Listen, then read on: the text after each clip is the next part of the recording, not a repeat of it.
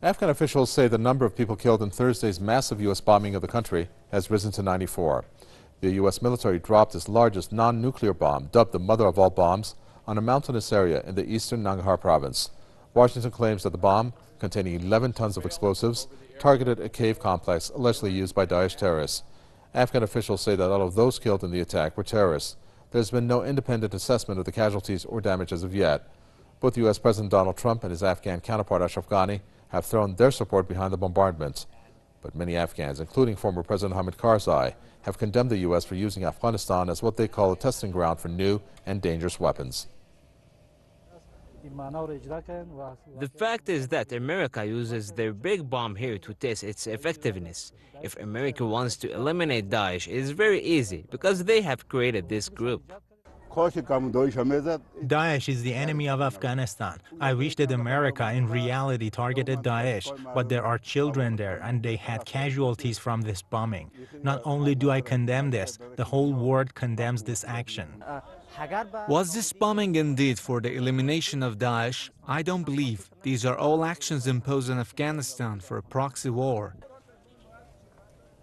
The U.S. has time and again claimed that it has carried out airstrikes against Daesh and al-Qaeda in Afghanistan, but facts on the ground indicate that many civilians have fallen victim to such attacks. Soon after the latest U.S. bombing, Daesh said it has not suffered any casualties.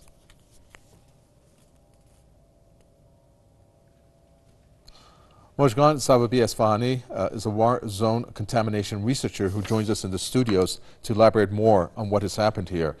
Trying to really put our heads around the fact that this is one of the biggest bombs to be dropped is one side of the issue. But in terms of your area of specialty, what are we looking at in terms of the aftermath of what this bomb is, has left behind now? This is a massive, massive destructive power.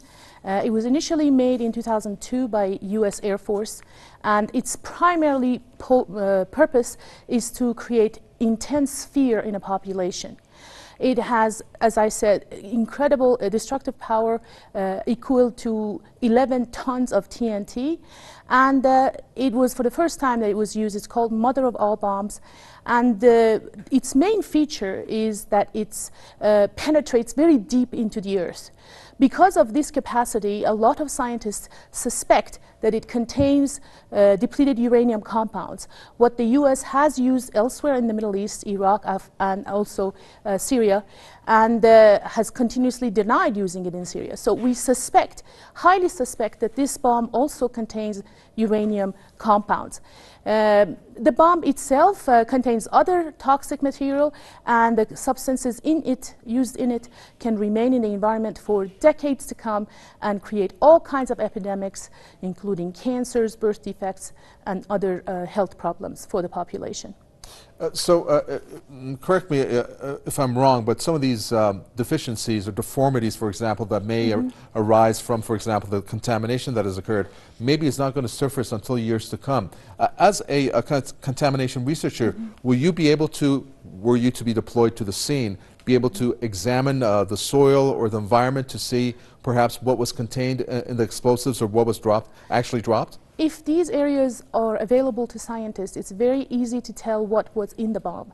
Sampling of soil, of plants, of air, you can find particles that this bomb was made of, and you can analyze them and you would be sure what's in it. Unfortunately, a lot of times it's not possible to get on these sites. But the main reason why I would like to speak to the public is that it is known to us now that the Middle East is now drowning in massive, massive military pollution created by the United States primarily. In response to that, it is we are called to do something to force those who have created these pollutions to clean it up. I myself and some of my colleagues, we have gone to the Parliament in the United Kingdom. We have brought motions to the Parliament in the United Kingdom actually demanding that the United States and United Kingdom, who are responsible for massive pollution, war pollution of the Middle East, should be held responsible and should clean up the areas that have been polluted. Over 60 parliamentarians, British parliamentarians, have signed these resolutions, these motions, and it is very important for us at this stage to publicize these ideas and push in law arena, in areas where we can, to push for this to happen. These bombs are extremely expensive.